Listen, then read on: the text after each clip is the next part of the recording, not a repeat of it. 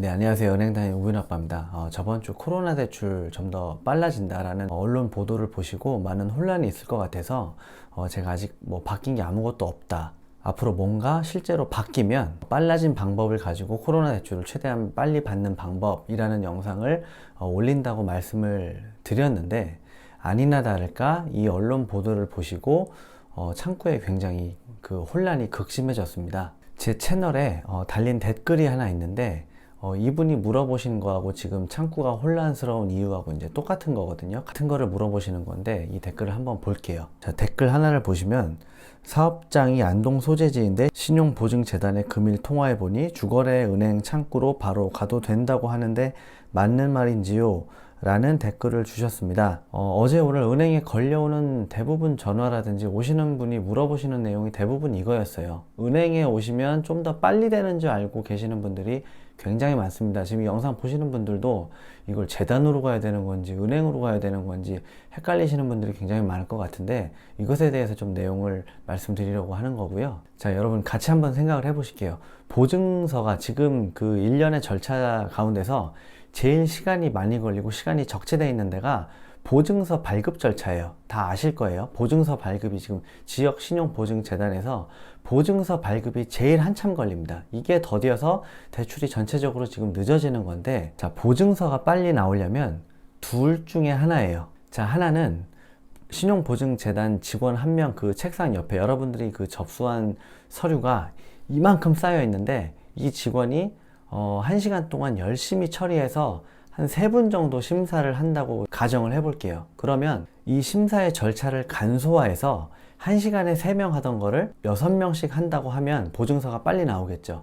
이렇게 하려면 그동안 했던 신용보증재단의 심사 시스템, 전산 시스템을 엎어버려야 할 수 있겠죠. 그동안 했던 거를 당장 어떻게 시간을 빨리 할 수가 없잖아요. 지금은 뭐 여러분들의 관상을 보고 신용보증재단에서 보증서를 끊어주는 것도 아니고, 신용보증재단에서 사용하는 전산을 이용해서 뭐 여러분들 고객 정보를 입력하고 뭐 신용정보 조회를 하고 한번 시스템을 돌려가지고 보증서를 발급을 하는데, 이걸 대폭적으로 간소화하든지 아니면 이 보증재단 직원이 정말 은행에다가 위탁을 해서 저 같은 은행원한테 야, 이러이러한 방식으로 심사를 해서 보증서 발급을 은행에서 니네가 그냥 발급을 해주면 돼 라고 하면, 보증재단에서 할 거를 은행하고 같이 하면 아무래도 여러 명이 하게 되면 보증서 발급이 많이 잘 되겠죠. 근데 아직까지는 제가 지금 방금 말씀드린 것처럼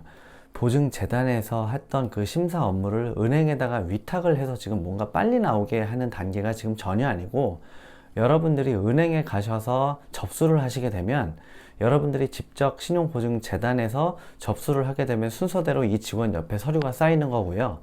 은행에 가서 접수를 하시면 은행에 가셔서 신용보증재단 양식에 여러분들이 신청서를 쓰시고, 그 은행원이 그냥 접수만 해서 그 은행원이 다시 그대로 이 책상에다가 그냥 다시 쌓아 놓는 거예요. 자, 지금은 제가 그 보증서 빨리 나오는 방법, 방금 얘기한 두 가지, 시스템이 간소화돼서 재단 한 명 직원이 처리할 수 있는 보증서 발급 개수가 늘어나거나, 아니면 보증재단에서 은행에다가 발급 업무를 위임해서 빨라지는 지금 단계가 전혀 아니라는 거죠.